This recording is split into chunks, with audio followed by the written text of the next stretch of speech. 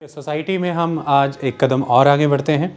देखिए, हम Indian sociologist के विषय में पढ़ रहे हैं क्लास 11th की सोशलॉजी की एनसीईआरटीज़ के बया। और हमने ये कहा था कि हम पहले कुछ एक्टिविटीज़ कवर करेंगे, उसके बाद आगे बढ़ेंगे। उसके तहत कल हमने एक एक्टिविटी की बहुत ही डिटेल में। अब तक के हमारे जितने भी चैप्टर्स हमने पढ़े उस एक्टिविटी में उन सब से अब तक की ग्रहण की गई सभी नॉलेज हमने इस्तेमाल कर दी। आज हम नेक्स्ट एक्टिविटी के बया एक इंडियन सोशलॉजिस्ट के को भी अच्छे से डिटेल में पढ़ेंगे। एक्टिविटी के बारे में बात करते हैं। एक्टिविटी क्या है? देखिए, डीपी मुखर्जी के विषय में हमने पढ़ा था, उसी से रिलेटेड ये एक्टिविटी भी होगी। Activity 2, what is meant by living tradition. Living tradition से क्या अर्थ है, क्या मतलब है आपका, ये इंपॉर्टेंट क्वेश्चन। देखिए, डीपी मुखर्जी ये मानते थे कि इंडिया को यदि कोई सोशलॉजिस्ट समझना चाहता है तो सबसे पहला नियम ही ये है कि उसे इंडियन होना होगा। उसे इंडिया के कस्टम, कल्चर, मैनर्स को डिटेल में स्टडी करके अंडरस्टैंड करना पड़ेगा। और जब वो इस प्रोसेस के थ्रू जाएगा तो वो ये समझ पाएगा कि हर इंडिविजुअल इंडिया में जो भी डिज़ायर्स डेवलप करता है, उस डिज़ायर्स पर एक बहुत बड़ा कंट्रोल उस ग्रुप का रहता है जिससे वो बिलोंग करता है। वो ग्रुप कोई सेक्ट हो सकता है, वो ग्रुप कोई कास्ट बेस्ड ग्रुप हो सकता है, वो ग्रुप किसी भी तरह का हो, उसके बेस में कुछ भी हो, लेकिन ये इंडिविजुअल मेजॉरली उसी ग्रुप के द्वारा रेगुलेटेड होता है। उस ग्रुप के द्वारा बताए गए नियम या उनके द्वारा बताए गए दायरे से बाहर ये नहीं जाता, तो ये डेविएट नहीं करता। उस हिसाब से देखा जाए तो डीपी मुखर्जी के मुताबिक यह मानना था कि हर ग्रुप के द्वारा दिए गए कुछ नियम हैं, कुछ रीति रिवाज हैं, कुछ रिचुअल्स हैं जिनसे बाहर आपको नहीं जाना है।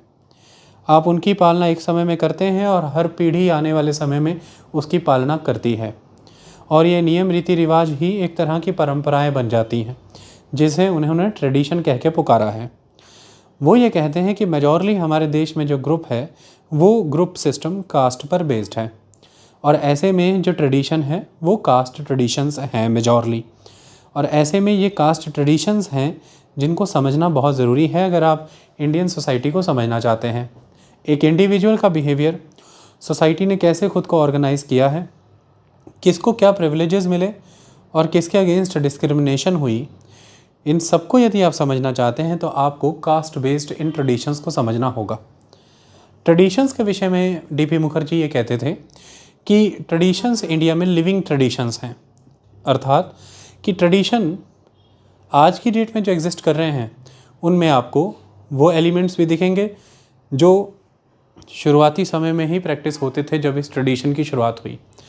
यानी कि इन परंपराओं में जो आज फॉलो की जा रही हैं उनमें उन गुणों को भी आप देखेंगे जो शुरुआती समय से हैं, और समय के साथ इन्हीं परंपराओं ने नए गुणों को भी समाहित कर लिया।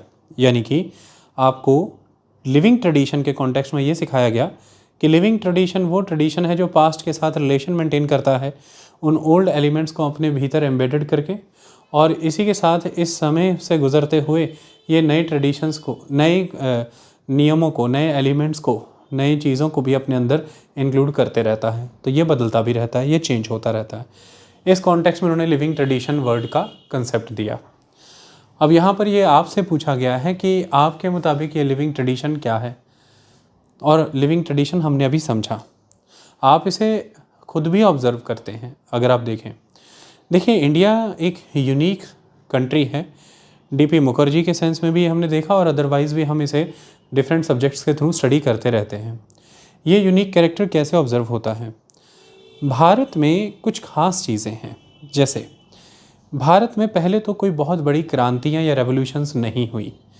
भारत में आपको बड़ी क्लास स्ट्रगल्स नज़र नहीं आती, जैसे कि क्लास स्ट्रगल हमें रशिया में नज़र आई थी बर्जुआ क्लास के अगेंस्ट प्रोलेटेरिएट्स के द्वारा, या जिसे आप बर्गॉइस क्लास कहते हैं। भारत में इस तरह की क्लास डेवलपमेंट्स हुई तो हैं, लेकिन वो क्लास डेवलपमेंट्स इतनी शार्प नहीं थी और वो क्लास डेवलपमेंट्स इतनी कॉन्शियस नहीं थी, और अगर कॉन्शियस थी तो वो इतनी अधीर नहीं थी, यानी कि इतनी ज़्यादा अर्ज नहीं थी उनमें कि वो एक रेवोल्यूशन करें। क्योंकि जो भी समस्याएं भारतीय समाज में उत्पन्न होती रहीं भारतीय समाज उनका निवारण करता रहा। इसको उन्होंने समझाया है कि चेंजेस जो लाए जाते हैं उसके 3 तरीके हैं, हमने पढ़ा था, श्रुति, स्मृति और अनुभव। और अनुभव के विषय में उन्होंने ये कहा था कि अनुभव किसी इंडिविजुअल से शुरू होता है और फिर वो एक ग्रुप का, एक क्लास का अनुभव हो जाता है, और फिर इसी अनुभव के माध्यम से आप जो डोमिनेंट ट्रेडिशन है उसको चैलेंज करते हैं। तो इंडिया में अमूमन ये होता रहा है कि अगर हम विचार करें, सपोज़ कीजिए आप वर्ण व्यवस्था में ब्राह्मण, क्षत्रिय, वैश्य, शूद्र की इस 4 वर्णीय व्यवस्था में बात ब्राह्मणों की ही कर लीजिए, तो उसमें आप ये नोटिस करेंगे कि स्पेस काफ़ी है, रूम काफ़ी है समय के साथ बदलती परिस्थितियों को समाहित कर लेने का, जिसी की वजह से वो चीज़ें एज इट इज़ बनी हुई हैं। अब अगर इसे मैं ब्राह्मणिकल रिलीजन के तौर पर भी लेकर के चलूँ, या जैसे मैं हिंदुइज़्म भी कह करके चलूँ, तो आप ये देख पाएंगे कि एक समय की वो हिंदू रिचुअल्स, प्रैक्टिसेस जो कि स्टॉन्चली फॉलो होती थी विलेजेस में, समय बदल जाने के बाद जैसे ही newly educated middle classes urban areas में इमर्ज हुई, डेवलप हुई, ब्राह्मण ही होंगे, सेम ब्राह्मणिकल रिलीजन से आते हैं, हिंदुइज़्म के फोल्ड में ही कवर होते हैं, लेकिन अपने जो विलेज काउंटर पार्ट हैं, जो विलेज में रहने वाले लोग हैं, इसी ब्राह्मणिकल रिलीजन, इसी हिंदू फोल्ड में आने वाले लोगों से ये लिबरल हो गए। इनकी मान्यताएं, इनके विचार जो हैं वो अलग हो गए, और बहुत सारी ऐसी रीति रिवाज या बहुत सी ऐसी परंपराएं जो कि ग्रामीण स्तर पर तो इनके काउंटर पार्ट फॉलो कर रहे थे, शहरी स्तर पर ये एक न्यूली एजुकेटेड मिडिल क्लास के तौर पर उन परंपराओं की पालना उस रूप में नहीं कर रहे थे। तो अब आप यहाँ पर ध्यान से देखिए, हो सकता है कि एक कास्ट सिस्टम बहुत स्टॉन्च है ब्राह्मणिकल रिलीजन के अंदर, यानी कि हिंदुइज़्म के अंदर, और वो कास्ट सिस्टम एक परंपरा के रूप में बहुत स्ट्रांगली फॉलो हो रहा है विलेजेस में, और मान लीजिए कि उसे फॉलो करवाने वाला एक ग्रुप बहुत स्ट्रांग है और वो ब्राह्मण वर्ण है। लेकिन वही ब्राह्मण वर्ण शहरों में जब एक एंटरप्रेन्योर के तौर पर, एक इंडस्ट्रियलिस्ट के तौर पर, एक एजुकेटेड मिडिल क्लास के तौर पर आप देखें, तो उस कास्ट सिस्टम को उतनी रिजिडली फॉलो करते नहीं दिखेगा जैसा कि वो ग्रामीण स्तर पर नज़र आ रहा था। ऐसे में धीरे धीरे उस पर्टिकुलर लोअर कास्ट के द्वारा जो डिस्क्रिमिनेशंस भारत भर में फेस हो रही थी, क्योंकि भारत मुख्यतः ग्रामीण था, तो ग्रामीण स्तर पर रूरल था, और ऐसे में यदि रूरल लेवल पे ही कोई डिस्क्रिमिनेशन हो रही है तो मतलब वो भारत के स्तर पर ही हो रही है। मेजॉरली इंडिया जो है वो रूरल ही था। तो ऐसे में अगर किसी लोअर कास्ट को ये डिस्क्रिमिनेशन फेस करनी पड़ रही है, मान लीजिए कि रूरल लेवल पर ही, तो उनके द्वारा चैलेंज पोज किया जाएगा इस कास्ट सिस्टम को। लेकिन ये उतनी बड़ी क्रांति में नहीं बदलेगा, क्योंकि जिनके द्वारा ये डिस्क्रिमिनेशन की जा रही है ग्रामीण स्तर पर उस ब्राह्मण वर्ण के द्वारा, उन्हीं के काउंटर पार्ट अब जो शहरों में जा चुके हैं और शहरों में शिक्षा प्राप्त कर चुके हैं, या अब व्यापारी हो चुके हैं, या किन्हीं भी तरह की अदर सर्विसेज में जा चुके हैं, डॉक्टर, इंजीनियर्स, लॉयर्स, कुछ भी हो चुके हैं, वो अब आपको इस तरह की डिस्क्रिमिनेशन मीट आउट करते नहीं नज़र आएंगे। यानी कि उनके द्वारा इन लो कास्ट के ऊपर उस लेवल की डिस्क्रिमिनेशन इम्पोज नहीं की जाएगी जैसे कि ग्रामीण स्तर पर इनके काउंटर पार्ट्स के द्वारा की जा रही थी। तो ऐसे में वो जो लो कास्ट है वो डिप्राइव्ड थी, वो डिस्क्रिमिनेटेड थी, उसके द्वारा एक शार्प ऑपोजिशन, एक रेवोल्यूशन का रूप ले सकती थी, लेकिन वो उस लेवल का रेवोल्यूशन नहीं बनी, क्योंकि उन लोगों को अपनी एस्पिरेशंस फुलफ़िल करने का, या उन लोगों को अपने आप को एक्सेल करने का, अपने विचार रखने का, या अपने द्वारा जो उनकी ऑपोजिशन है प्रेजेंट करने का एक स्पेस मिल गया, एक रूम मिला, वो चाहे शहरों में ही मिला लेकिन मिल गया। और सेम ब्राह्मण वर्ण है, जिस ब्राह्मण वर्ण का एक ग्रुप जो है, एक भाग जो है, जो शहरों में है, वो अब फ्लेक्सिबल है कास्ट सिस्टम को लेकर के, उतना रिजिड नहीं है। और ऐसे में वो जो डिस्क्रिमिनेशंस लोअर कास्ट को फेस करनी पड़ रही थी वो उन्हें ग्रामीण स्तर के मुकाबले शहरों में बहुत ही कम फेस करनी पड़ रही है, और अमूमन उन क्षेत्रों में नहीं करनी पड़ रही है जिन क्षेत्रों में ग्रामीण स्तर पे फेस करनी पड़ती थी। शहरों में बहुत ही कम, एक तो क्वांटिटी बड़ी कम हो गई और एरियाज़ भी बहुत कम हो गए जिन जिन एरियाज़ में फेस करनी पड़ती थी। और ऊपर से एक प्रोत्साहन भी है, देश जब लोकतांत्रिक हो रहा है तो संविधान निर्माताओं में मेजॉरली ये न्यूली एजुकेटेड मिडिल क्लास ही थी, जिसे हम इंग्लिश एलीट क्लास कहते हैं, और उनके द्वारा संविधान यकीनन भीमराव अंबेडकर ने बनाया है। लेकिन आपको इस बात का एक इत्मीनान रखना होगा कि एक भारत की लंबी परंपरा चली, एक फ्रीडम स्ट्रगल चली, उसके तहत उत्पन्न होकर के कई विचार आए हैं और वही विचार संविधान में समाहित हुए हैं, जिसमें बेअंत स्वर्णों का, ब्राह्मणों का और दूसरे स्वर्णों का बहुत बड़ा रोल रहा है। तो क्योंकि वो डेमोक्रेटिक सिस्टम को, क्योंकि वो ह्यूमनिस्टिक अप्रोच को फॉलो करते हैं, क्योंकि वो लिबरल सोसाइटी इस्टेब्लिश करना चाहते हैं, वो इक्वलिटी के आधार पर समाज को आगे बढ़ाना चाहते हैं, तो उन्हीं के द्वारा संविधान में ऐसे प्रावधान रखे जा रहे हैं कि इन socially, educationally, economically depressed classes को, डिप्राइव क्लासेस को अब हम अपलिफ्ट करना चाहते हैं। इनके ऊपर यदि हमारे द्वारा शोषण हुआ भी है इतिहास में, प्राचीन काल में, तो अब हम इन पर फर्दर और शोषण नहीं करना चाहते। हम चाहते हैं कि हमारा दायित्व है कि हम इन्हें आगे बढ़ाएं, हम इन्हें आगे लेकर के आएँ। इसलिए उनके ही अथक प्रयास रहे हैं और संविधान के अंदर इस तरह के प्रावधान भी डाले गए जिसके तहत कि उन क्लासेस का अपलिफ्टमेंट हो सके। कॉन्स्टिट्यूशन में पॉजिटिव डिस्क्रिमिनेशन के भी कंसेप्ट डाले गए जिसके तहत उनको रिजर्वेशन तक के फ़ायदे दिए जाएं और उन्हें आगे लेकर के आया जाए। ऐसा नहीं है कि अचानक से ही भीमराव अंबेडकर ने इन चीज़ों को कॉन्स्टिट्यूशन के अंदर लिख दिया। ये लंबे समय से अंग्रेज़ों के द्वारा दी जा रही जो पॉलिटिकल रिलैक्सेशंस थी भारत को, उस दौरान भारतीयों की उभरती हुई मांगे ही थी जिसके तहत ये रिजर्वेशंस मिली। और उन रिजर्वेशंस में एक बहुत बड़ी घटना पूना पैक्ट भी था जो महात्मा गांधी और भीमराव अंबेडकर के बीच में हुआ भी था, और उसके पहले से ये रिजर्वेशन की प्रयास चल रहे थे। फाइनली वो भारतीय संविधान के अंदर भी समाहित हुए।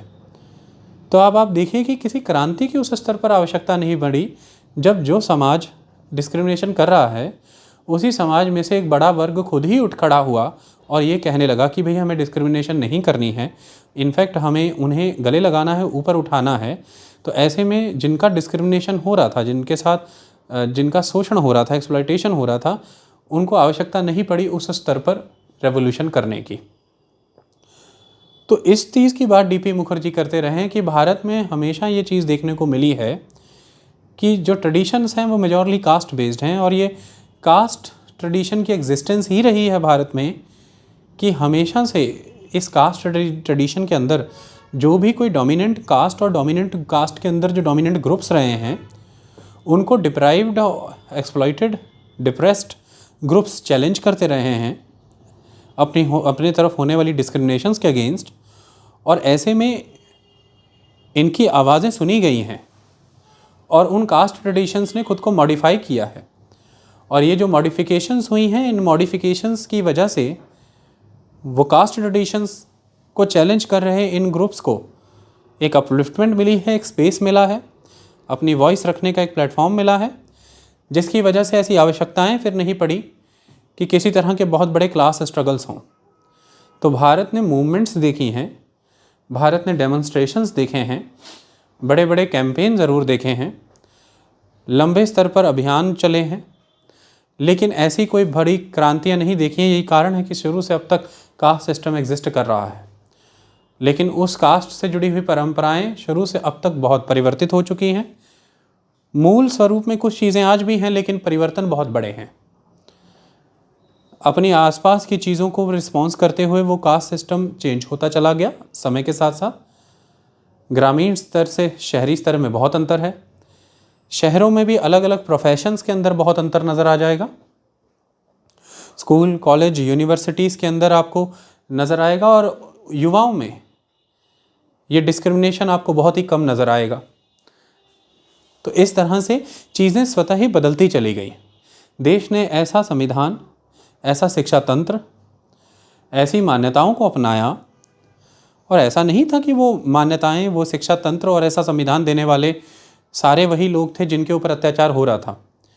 ये संविधान मान्यता देने वाले अमूमन वो लोग थे जिनके वर्ग पर, जिनके वर्ण पर यह आरोप था कि सदियों से शोषण वही करते आए हैं। तो अपलिफ्ट करने वाले भी उन्हीं में से आए और उन्होंने ही ऐसी व्यवस्था बनाई कि किसी तरह का भेदभाव ना हो, ना राजनीतिक तौर पर, ना सामाजिक तौर पर, ना सेकुलर मैनर में, और ना रिलीजियस तौर पर, ना आर्थिक तौर पर। हर एंड पर, हर फ्रंट पे हर तरह की डिस्क्रिमिनेशंस को ख़त्म करना, चाहे उसके लिए कॉन्स्टिट्यूशन में लॉज लाने पड़े, कॉन्स्टिट्यूशन के अंदर, जिन्हें हम कॉन्स्टिट्यूशनल लॉज ऑफ इंडिया कहते हैं, चाहे उसके लिए बाद में पार्लियामेंट के अंदर कानून लाने पड़े उन कम्युनिटीज़ को एक्स्ट्रा प्रोटेक्शन प्रोवाइड करने के लिए, और चाहे उन्हें एडिक्वेट रिप्रेजेंटेशन देने की बात हो प्रशासनिक सेवाओं में या फिर शिक्षा के तंत्र में। इन सभी फ्रंट्स पर लगातार काम हुए हैं और देश ने ये दायित्व लिया कि हमें ऐसा काम करना है। आई बात समझ में? तो ये एक बहुत महत्वपूर्ण चीज़ थी। इसी के विषय में यहाँ पर बात की गई है उनके द्वारा कि लिविंग ट्रेडिशन, जो कि पास्ट के कुछ एलिमेंट्स को लेकर के चलता है और समय के साथ बदलता रहता है। जैसे आज अगर महिलाओं को मंदिर में नहीं जाने दिया जा रहा, तो उनमें से महिलाएं ही आगे आकर के खड़ी हुई हैं, चाहे वो स्वर्ण हैं या अवर्ण हैं, जो भी हैं, उनके द्वारा ही ये प्रयास हो रहे हैं कि महिलाओं को मंदिरों में जाने का, प्रवेश करने का एक अधिकार प्राप्त होना चाहिए। और देश की बनाई हुई संस्थाएं, देश क्या है? देश उस देश में रहने वाले लोगों की एक अभिव्यक्ति ही तो है। समाज खुद को कैसे राजनीतिक रूप में संगठित करना चाहता है, राष्ट्र वही तो होता है। राष्ट्र जो भी कर रहा है वो राष्ट्र की संस्थाओं के माध्यम से अभिव्यक्त हो रहा है, एक्सप्रेस हो रहा है। और राष्ट्र की संस्थाएं राष्ट्र के आदेश पर जब भी कार्य करती हैं, तो राष्ट्र को आदेश कहाँ से मिलता है? जो राष्ट्र के वासी हैं उनकी इच्छाएं ही राष्ट्र को मिलने वाले आदेश हैं, और राष्ट्र का यह आदेश उन संस्थाओं को मिलता है जो राष्ट्र ने जन्मी है, और उन संस्थाओं के माध्यम से राष्ट्र अपने इन आदेशों को ज़मीन पर नियम बना के उतारता है। जैसे कि सुप्रीम कोर्ट के द्वारा लगातार जजमेंट्स दी जाती हैं, जैसे कि पार्लियामेंट के द्वारा, सुप्रीम कोर्ट यानी कि जुडिशरी, सभी कोर्ट्स आ जाएंगे, जैसे कि पार्लियामेंट और विधानसभाओं के द्वारा लगातार कानून बनाए जाते हैं, जैसे कि एग्जीक्यूटिव विंग के द्वारा लगातार नियम बनाए जाते हैं, जिनके द्वारा जिस भी स्तर पर कोई डिप्रीवेशंस हैं, जिस भी स्तर पर कोई डिस्क्रिमिनेशंस हैं, उन्हें ख़त्म करने के प्रयास किए जाते हैं। तो ये बिल्कुल वैसा ही है कि इंडिया एक परंपरावादी राष्ट्र है, परंपराओं से चलता है, समाज परंपराओं पर ही आश्रित है, और परंपराओं का आधार अमूमन जाति ही है। लेकिन उन्हीं जातियों में स्वयं में भी रिफॉर्म हुआ है, कास्ट के अंदर खुद रिफॉर्म हुए हैं, और जो रिफॉर्मर्स हैं वो उसी कास्ट से बिलोंग करते हुए उस कास्ट के द्वारा की जाने वाली डिस्क्रिमिनेशंस के खिलाफ खड़े हुए हैं, और उन्होंने खुद ही इस कास्ट सिस्टम को रिफॉर्म करने का प्रयास किया, और जो डिस्क्रिमिनेट हुए हैं उनको अपलिफ्ट करने की बात की। चाहे वो आप मॉडर्न इंडिया में सोशल रिलीजियस रिफॉर्म मूवमेंट्स के दौर में देख लीजिए, चाहे वो स्वामी विवेकानंद की बात हो, चाहे वो दयानंद सरस्वती की बात हो, चाहे वो राजा राम मोहन रॉय की बात हो, इन सभी ने प्रयास किए कि भाई जिन जिन वर्णों में, जिन जिन जातियों में ये आते हैं, उनके तहत जो जो भी ईविल प्रैक्टिसेस हैं उन सबको ख़त्म किया जाए, जिसके अभियान इन्होंने चलाए, और समाज के सभी वर्गों को अपलिफ्ट करने की इन्होंने प्रयास किए। जो डिप्रेस्ड सोसाइटी थी उसमें से तो लोग खड़े हुए ही, जैसे कि ज्योतिबा राव फूले एक बहुत बड़ी व्यक्तित्व और बहुत बड़ी शख्सियत थी, वो डिप्रेस्ड सोसाइटी के रिप्रेजेंटेटिव थे, वो तो खड़े हुए ही, उन्होंने तो चैलेंजेस इम्पोज किए ही, उन्होंने प्रश्न उठाए, इसमें कोई शक नहीं है। जैसे दक्षिण में पेरियार के द्वारा प्रश्न उठाए गए, लेकिन जो उस वर्ण, उस जाति से बिलोंग करते हैं, उन्होंने स्वयं भी यह बीड़ा उठाया और इसे रिफॉर्म करने की कोशिश की, जिन्हें सोशल रिलीजियस रिफॉर्म मूवमेंट्स के रूप में हम जानते हैं। इसलिए कोई बहुत बड़े स्तर की क्रांतियां भारत में होने की आवश्यकता नहीं पड़ी। जातियों के तहत चलने वाली परंपराओं ने स्वयं ही खुद को एडजस्ट कर दिया समय दर समय, जैसी जैसी आवश्यकता थी उस मुताबिक।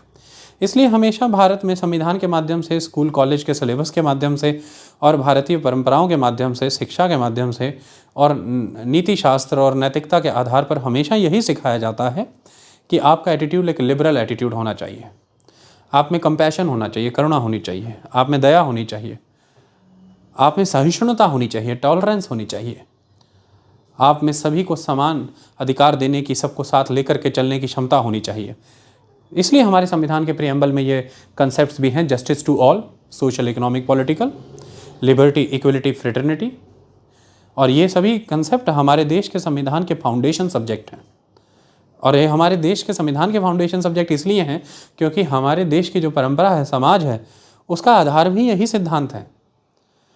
और इसलिए हमारे रक्त में ये डाल दिया जाता है कि आपको ऐसे ही चलना है, ताकि हम कभी भी जातीय और उन जातीय कलिष्ठों में उलझ करके इन सिद्धांतों को ना भुला दें।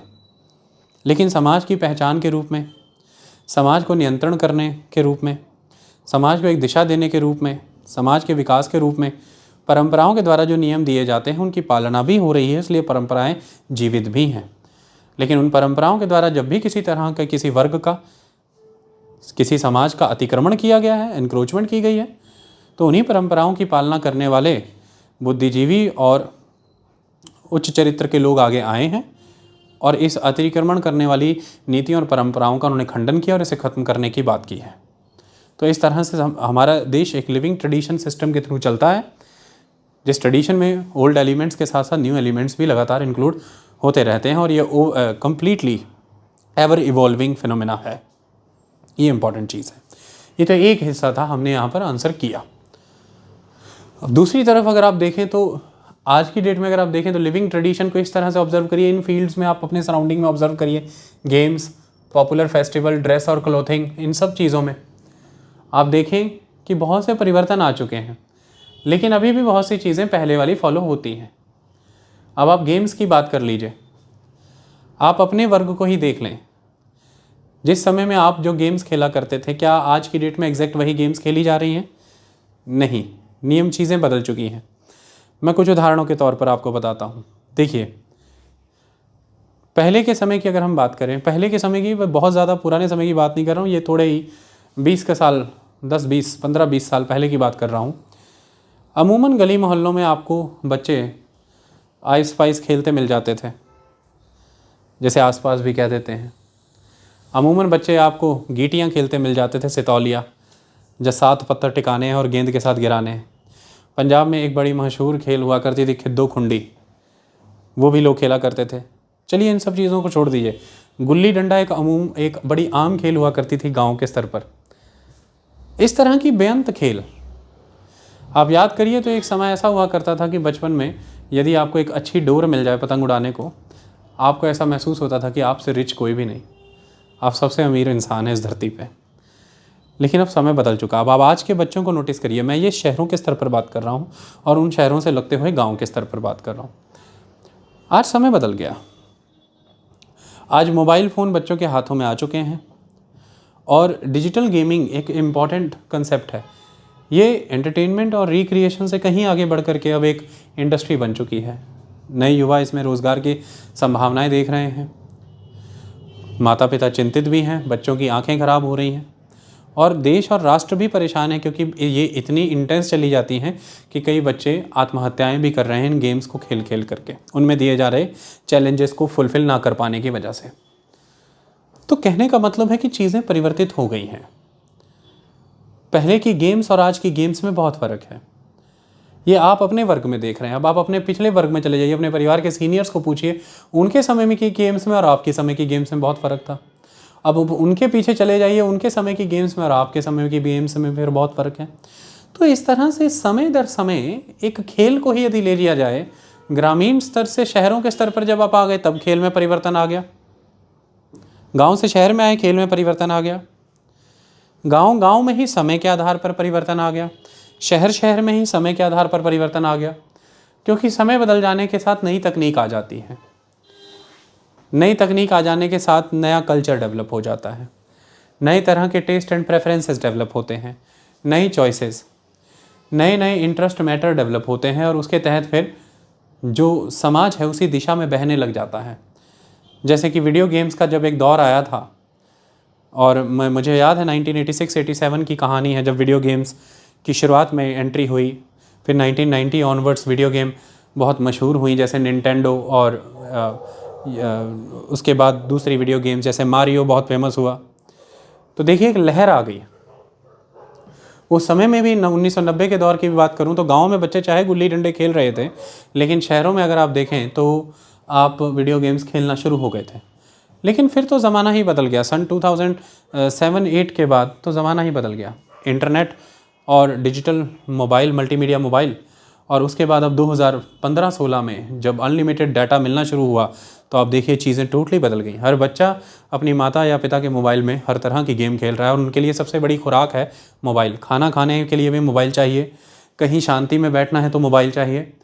वो ब्लैकमेल करता है अपने माता पिता को, अगर आप उसे कहीं किसी मीटिंग में ले जाएं या किसी के घर ले जाएं या आपके घर कोई गेस्ट आ गए, वो हंगामा करेगा, और अगर आप चाहते हैं, उससे उम्मीद करते हैं कि वो चुप बैठ जाए, आप उसे कहेंगे कि चुप बैठो, तो वो ये एक्सपेक्ट करेगा आपसे कि मुझे मोबाइल दे दो फिर मैं चुप हो जाऊँगा। तो आप उसे चुप रखने की कीमत अदा करते हैं, आप उसे मोबाइल दे देते हैं और वो मोबाइल ले करके चुप होकर के अपनी सुध में खेलने लग जाता है।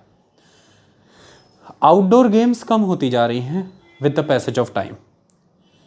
जो शारीरिक रूप में खेल हुआ करता था, जो शारीरिक व्यायाम हुआ करता था, जो फिज़िकल स्ट्रेंथ हुआ करती थी इन गेम्स के वाया, जो कॉग्निजेंस आती थी, जो पावर, जो मेंटल एबिलिटी डेवलप होती थी, गेम्स ही इस हिसाब से विकसित की जाती थी कि आपकी डिसीजन मेकिंग इंप्रूव हो, आप में लीडरशिप की क्वालिटी आए। वो चीज़ें धीरे धीरे धीरे धीरे वो आउटडोर गेम्स अब इंडोर गेम्स के द्वारा रिप्लेस कर दी गई हैं। और इंडोर गेम्स में भी मेजॉरली गेम्स जो कि सॉफ्ट गेम्स के तौर पर आप इस तरह से डिजिटल प्लेटफॉर्म्स पर खेल लेते हैं। Even ludo, badminton, table tennis, lawn tennis, football, cricket, basketball, अब आप ग्राउंड में नहीं खेलते हैं, अब आप वीडियो गेम में खेलते हैं। इमेजिन कीजिए, पहले ये सब चीज़ें आप अपने शरीर से ग्राउंड पे खेला करते थे, शरीर भी लगता था, दिमाग भी लगता था।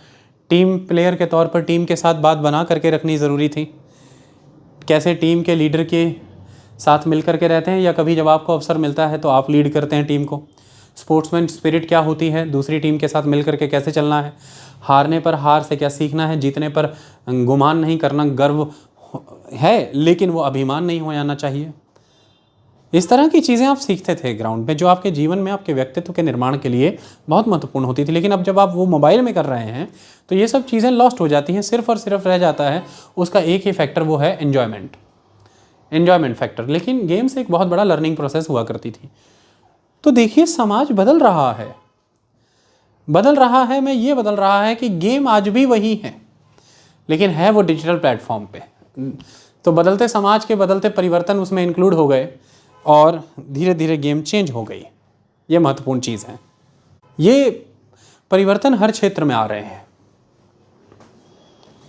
पहले एक समय हुआ करता था, लड़कों के लिए अलग गेम्स थी, लड़कियों के लिए अलग गेम्स थी। आपने अक्सर देखा होगा, एक गेम हुआ करती थी खो खो, लड़कियों के लिए अमूमन ज़्यादातर ये थी। एक गेम हुआ करती थी स्टेपू, ये भी लड़कियों के लिए, जैसे कित कित भी कहते हैं कुछ राज्यों में, मध्य प्रदेश जाएंगे तो उसे कित कित कहते हैं। लेकिन फिर समय बदला, आज ऐसी गेम तो पहले की बात तो ख़त्म हो चुकी हैं। स्कूल कॉलेजेस में भी अब ये गेम उस स्तर पर नहीं होती हैं, और वो भेद भी अब बड़े स्तर पर ख़त्म हुआ है कि कौन सी गेम लड़कियों के लिए और लड़कों के लिए।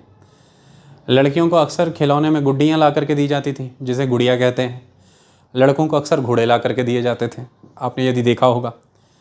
अब वो समय बदला, अब लड़कियों को गुड़ियाँ नहीं ला के दी जाती उस स्तर पर, और वो गुड्डे गुड्डियों के विवाह ही नहीं कराते रहती, और लड़कों को भी घोड़े नहीं ला करके दिए जाते। हालांकि लड़के अब ज़्यादातर गाने ऐसे चल रहे हैं, कल्चर ऐसा चल रहा है, तो मांगते भी पिस्तौल हैं, गन है, तो उनको प्लास्टिक के ला करके दे दिए जाते हैं। तो धीरे धीरे ये भी परिवर्तन आए। शहरी स्तर पर देखें तो लड़की और लड़के के बीच की ये डिस्क्रिमिनेशन खेलों में नज़र आती थी। ग्रामीण स्तर पर तो बहुत बड़े स्तर पर नज़र आती थी। लड़कियां अमूमन घर में रह करके जो किया जा सकता है, जो खेला जा सकता है, सारे कामकाज निपटाने के बाद जो खेल सकती हैं वो खेलने की अनुमति होती थी। सभी सहेलियां इकट्ठी होकर के घर में खेल लेती थी। लड़के जो है वो बाहर जाने की अनुमति थी। ये ग्रामीण स्तर पर था। शहरों में लड़कियों को चलिए बाहर एक उम्र तक खेलने की अनुमति थी, लड़कियों और लड़कों के साथ खेलने की अनुमति थी, लेकिन एक आयु के बाद फिर वो सारी पाबंदियां लग जाती थी। लड़कों को लंबे समय तक हर तरह के खेलने की आदत। खेल में भी आपको लिंग के आधार पर एक डिस्क्रिमिनेशन तो नज़र आएगी, सामाजिक पाबंदियां नज़र आएंगी। समय के साथ इसमें भी परिवर्तन आया। लड़कियों के अधिकार बढ़ाए, लड़कों के अधिकार तो चलिए पहले ही बढ़े हुए थे, लड़कियों के अधिकार बढ़े, उनके साथ होने वाली वो डिस्क्रिमिनेशंस रिड्यूस हुई। लड़की और लड़के के स्तर में पूर्णतः समानता तो नहीं, लेकिन एक स्तर पर इस तरह के अधिकारों को लेकर के समानताएं आनी शुरू हुई। उन्हें भी जीवन के वह अनुभव, जीवन के वह रंग मिलने शुरू हुए। तो समय के साथ देखिए वही ट्रेडिशन है भारत का, लेकिन उसका रवैया बदला। पुराने एलिमेंट्स हैं, लड़के और लड़की का भेद क्लियर है आज भी, चाहे परिवार ग्रामीण है चाहे परिवार शहरी है, ये अंतर हमेशा बना रहेगा। लेकिन खेल में परिवर्तन भी नज़र आएगा, जिसमें आपको कन्याओं को और अधिक अधिकार मिलते नजर आएंगे, महिलाओं को अधिक अधिकार मिलते नजर आएंगे, जिसके आधार पर आज आप देख सकते हैं कि बड़े स्तर पर हमारे देश को बहुत सी महिलाएं रिप्रेजेंट करती हैं इंटरनेशनल और नेशनल गेम्स में। चाहे वो ओलंपिक्स की बात हो, चाहे वो कॉमनवेल्थ गेम्स की बात हो, चाहे वो साउथ एशियन गेम्स की बात हो, कोई भी गेम्स आप ले लीजिए, इवन क्रिकेट टीम वुमेन की आप ले लीजिए, अब आप कराटे ले लीजिए, आप जूडो ले लीजिए, आप बॉक्सिंग ले लीजिए, आप रेसलिंग ले लीजिए, बैडमिंटन ले लीजिए, लॉन टेनिस ले लीजिए, आप किन्हीं भी क्षेत्रों में चले जाइए आज की डेट में आपको महिलाएं एक नए से नए कीर्तिमान स्थापित करती मिलेंगी खेलों में। क्या ये अवसर पहले थे? क्या महिलाओं को किसी ने सुना था इस दिशा में? नहीं सुना था। यह भी वो भी भारत ही था जिसमें यह ट्रेडिशन था, लेकिन आज का यह भारत भी एक भारत ही है। ओल्ड एलिमेंट्स हैं, लेकिन नए परिवर्तन, नई संभावनाएं भी आ रही हैं। वो लड़कियां प्रेरणा का स्रोत बन रही हैं नए लोगों के लिए। मैं एक्टिविटी पूरी सॉल्व करने नहीं चला जाऊंगा, मैं आपको इशारा दे रहा हूं कि इस तरह से इसे देखना है। तो भारत की यदि आप स्टडी करते हैं तो भारत एक लिविंग ट्रेडिशन कंसेप्ट के थ्रू चलता है, जिसमें खेल मात्र को ही उठा लीजिए तो आपके स्वयं के स्तर पर, आप शहरों पे रहते हैं तो एक समय से दूसरे समय तक परिवर्तन आ गया, लेकिन एक चीज़ बनी हुई है कि खेल तो है, बचपन खेल से जुड़ा हुआ है, ये है। लेकिन खेल बहुत बदल चुके हैं, अर्थव्यवस्था बदली और उसके मुताबिक खेल भी बदल गए। खेल एक व्यवसाय भी बन गया।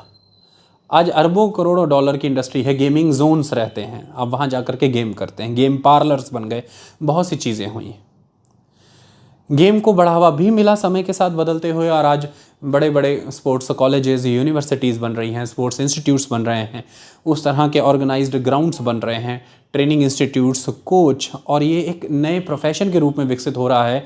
गेम के मेंटर्स, कोचिंग्स, ये इंस्टीट्यूशंस, अकेडमी सब खुल रहे हैं। ये पहले नहीं था, समय बदल रहा। ग्रामीण स्तर पर भी आपके खेल बदले, बहुत से खेल पहले वाले थे वो लुप्त हो गए, लेकिन खेल बना हुआ है आज भी। अमूमन ग्रामीण और शहरी स्तर पर देखें तो आउटडोर से आप इंडोर की तरफ आए हैं, और आउटडोर गेम्स में वही पर्टिकुलर सेगमेंट रह गया जिनका गेम एक ऐसा डेवलप करना है, जिनको प्रोफेशन के रूप में गेम को कंटिन्यू करना है। अन्यथा पढ़ाई का दबाव इतना ही है कि आप गेम्स की तरफ जा ही नहीं सकते, ऐसा माना जाता है। जिनको गेम्स में प्रोफेशनली निकलना है वही छोटी क्लासेस से ही गेम्स की ओर चले जाते हैं, और फिर वो उन इंस्टीट्यूट्स, अकेडमीज़ में निकल जाते हैं और आगे बढ़ जाते हैं। महिलाओं और पुरुषों में अंतर, पहले जहाँ महिलाओं के पास संभावनाएं नहीं थी, आज हैं। पहले जहाँ ग्रामीण और शहरी स्तर पर, घरेलू लेवल पर उनमें भेद रहता था, आज उस भेद में कमी आई है। बहुत सी अनुमतियाँ जो पहले नहीं थी आज हैं, और आज महिलाएं अपने नए नए कीर्तिमान स्थापित करते नज़र आ रही हैं, ये हमने देखा। आपके सामने एक से एक उदाहरण है, चाहे वो पीवी सिंधु है, चाहे वो साइना नेहवाल है, चाहे वो मैरी कॉम है, आप किन्हीं को भी उठा करके देख लिए, सभी उदाहरण आपके सामने हैं। सानिया मिर्ज़ा, इस क्वेश्चन को इस परिप्रेक्ष्य में देखने की कोशिश करिएगा। फिर इसी तरह से पॉपुलर फेस्टिवल्स देखिए, अभी थोड़े दिन पहले ही पंजाब की बात करें तो लोहड़ी थी, और लोहड़ी के फेस्टिवल की अगर हम बात करें तो कोरोना का एक काल है, और उसके तहत एक परिवर्तन हर क्षेत्र में आया, ये बात सही है। लेकिन अगर हम कोरोना को देखें तो उसके एक दिन पहले, उस दिन और उसके एक दिन बाद तक जिन शोरूम्स में, जिन बाज़ारों में, जिन मॉल्स में जो भीड़ थी वो कम नहीं हुई। राजनीतिक रूप में जो इकट्ठ हो रहे थे, जो भीड़ भाड़ लग रही थी, जो लोग जा आ रहे थे वो थे। जिन धार्मिक स्थलों पर जितनी भीड़ थी उतनी थी। तो आप कहें कि कोरोना का प्रभाव है इसलिए भीड़ नहीं है, लोग इकट्ठे नहीं हो रहे, ऐसा नहीं है। तो भीड़ तो बनस्पत बनी हुई थी, ट्रैफिक जितने जाम थे उतने ही थे। लेकिन लोहड़ी के दिन आपने ये देखा होगा कि वो जो एक रंगारंग कार्यक्रम था, वो जो लोहड़ी घरों में जा करके युवाओं के द्वारा मांगी जाती थी, वो कल्चरल एस्पेक्ट आप देखेंगे धीरे धीरे लॉस्ट होता जा रहा है। ये समस्या आ रही है। पंजाब में आप इसे खास तौर पर महसूस करेंगे, और पंजाब में भी शहरों में ये ज़्यादातर आपको महसूस होगा कि वो परंपराएं धीरे धीरे ख़त्म हो गई लोहड़ी मांगने की। एक्चुअली में इस चीज़ के तहत फेस्टिवल में बदलाव आ जाता है, और फेस्टिवल भी धीरे धीरे अपना स्वरूप गवा बैठते हैं। और फिर हमें इन फेस्टिवल्स को ढूंढने के लिए किन्हीं हवेलियों में या किन्हीं रंगला पंजाब या किसी साडा पंजाब में जाना पड़ता है। फिर वो किसी सर्किट का हिस्सा बन जाते हैं, वो किसी पैलेस, किसी रिजॉर्ट का हिस्सा बन जाते हैं और हम उन्हें फिर वहीं पर देखते हैं। जैसे कि बड़े स्तर पर बैसाखी का त्यौहार अब अपना वो चाम, अपना वो सिस्टम गवा बैठा है और बैसाखी सिर्फ़ और सिर्फ एक छुट्टी, सरकारी छुट्टी के रूप में रह गई है। स्कूल बंद हो जाते हैं, कॉलेज बंद हो जाते हैं, दैट्स इट, इतना ही। या फिर धार्मिक स्तर पर उसकी मान्यता रह गई है, हम धार्मिक स्थानों पर जाकर के माथा टेकते हैं। लेकिन बैसाखी के वो मेले, वो रंगारंग कार्यक्रम, वो समय बदला इसलिए वो चीज़ें भी बदल गई। कृषि प्रधान देश होने की वजह से बैसाखी के समय फसलें कटा करती थी, हाथों में पैसा आया करता था, लोग खरीदने के लिए सामान वो पैसा लेकर के निकला करते थे, उसके लिए वहाँ पर मेले लगते थे, बाज़ार लगते थे, दुकानें लगती थी। लेकिन आज वो चीज़ें जा चुकी हैं। आज परमानेंट दुकानें हैं, राउंड द ईयर इनकम है, सारा साल इनकम होती रहती है। बहुत सारे क्रेडिट इंस्टीट्यूशंस हैं, पैसे जमा करने के लिए बहुत सारे बैंकिंग इंस्ट्रूमेंट्स हैं, इकोनॉमिक ग्रोथ हुई है देश भर के स्तर पर, लोगों के पास सेविंग्स भी हैं। तो राउंड द ईयर आप परचेज़ करते हैं चीज़ें, राउंड द ईयर ये चीज़ें चलती हैं। और अमूमन जब आपकी फसलें कटती भी तो उन समयों में आप जब चीज़ें परचेज़ भी करने जाते हैं तो परमानेंट शॉप्स और शोरूम्स आर देयर, उनकी सेल्स जंप कर जाती है। लेकिन ऐसे कोई रंगारंग कार्यक्रम या त्यौहार, इस तरह की चीज़ें नहीं होती। लेकिन स्टिल बैसाखी आज भी है। तो इस तरह से फेस्टिवल है, लेकिन अर्थव्यवस्था में बदलाव आना, लोगों की व्यस्तता बढ़ जाना, कामकाज में ज़्यादा व्यस्त हो जाना, धीरे धीरे परिवार, क्योंकि शहरी स्तर पर आप आते चले जाते हैं, परिवार से परिवार दूर होते चले जा रहे हैं। आपको क्लियर नहीं है कि आपके नेबरहुड में कौन रहता है, कौन नहीं। एक जो एक कलेक्टिव सोशल लाइफ होती थी, जो कि एक रूरल लाइफ का एक नमूना हुआ करती थी, वो धीरे धीरे ख़त्म हो जाना, शहरों में भी और ग्रामीण स्तर पर भी।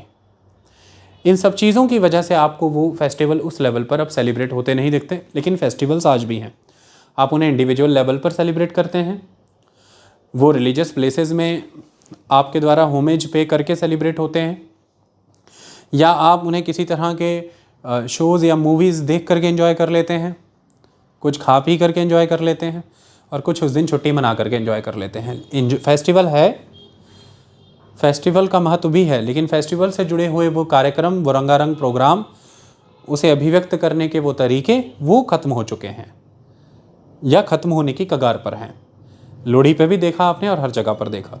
सरकारें इसको लेकर के काम करती रहती हैं कि इन्हें बचाया जा सके, उसके लिए कार्यक्रम ऑर्गेनाइज़ किए जाते हैं, उसके लिए इस तरह के थीम बेस्ड रेस्टोरेंट्स भी आते हैं और रिक्रिएशनल सेंटर्स भी आते हैं, जिनमें आपको ये सब मिलता है और आप अपने बच्चों को अपना हेरिटेज यानी कि विरसा दिखाने के लिए, अपना कल्चर दिखाने के लिए उन जगहों पर रेगुलरली विजिट भी करवाते हैं कि वो ये देख सकें कि हम एक समय में लोहड़ी ऐसे मनाते थे, हम एक समय बैसाखी ऐसे मनाते थे।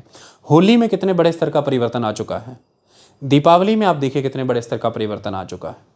तो इस तरह के समय के साथ साथ परिवर्तन, त्यौहार हज़ारों वर्षों से आज भी है, लेकिन त्यौहार मनाने की प्रक्रिया में बहुत से अंतर आ चुके हैं। आपकी उम्र, आपसे पिछले की उम्र, उनकी पिछले सी उम्र, आप उनके साथ जब बैठ करके डिस्कशन करेंगे तो आप ये पाएंगे कि बहुत परिवर्तन आ चुके हैं। लेकिन एक बात सत्य है कि त्यौहार आज भी है, त्यौहार आज भी है और उसकी मान्यता आज भी है। तो old elements and new elements के साथ वो ट्रेडिशन एक लिविंग ट्रेडिशन के रूप में एग्जिस्ट करता है। समाज में आने वाले आर्थिक, राजनीतिक, सामाजिक परिवर्तनों की वजह से वो जो परंपरा उस त्यौहार से जुड़ी थी, उस परंपरा में भी परिवर्तन आ गए, उस ट्रेडिशन में भी परिवर्तन आ गए। लेकिन सत्य ये है कि जिसमें परिवर्तन आए हैं वो परंपरा में आए हैं, और वो परंपरा आज है तो इसलिए उसमें परिवर्तन आए हैं। तो वो अपने पास्ट के साथ रिलेशन भी रखती है। ऐसा नहीं है कि बैसाखी का नाम बदल के कुछ और हो गया, होली का नाम बदल के कुछ और हो गया। लोहड़ी पर लोहड़ी जलाने का कंसेप्ट आज भी है, होली में होलिका दहन का कंसेप्ट आज भी है, रंग लगाने का, गुलाल अबीर लगाने का आज भी कंसेप्ट है। दीपावली में दिए जलाने का कंसेप्ट आज भी है, पूजा करने का कंसेप्ट आज भी है, गुरुद्वारे, मंदिर, धार्मिक स्थलों पर जाने का रिवाज आज भी है। तो ये बुनियादी रिचुअल्स आज भी हैं, लेकिन बहुत बड़े स्तर के परिवर्तन भी हैं। आज होली में शहरों में कलेक्टिव पार्टीज़ होती हैं, आप उन्हें कई तरह के नामों से पुकारते हैं। आज दीपावली पर भी अगर आप देखें तो ये वो फेस्टिवल हैं, हिंदुइज्म में खासतौर पर फेस्टिवल इंडिविजुअली मनाए जाते हैं, लेकिन पिछले 2 से 3 वर्षों से आप देखेंगे दीपावली अयोध्या में मनाई जा रही है, उत्तर प्रदेश में, और इतने हज़ार फिर इतने लाख दिए वहाँ पर जलाने के प्रयास हैं। लोग इकट्ठे होकर के वहाँ पर आएँ, ऐसा सरकार कोशिश करती है कि वहाँ पर आकर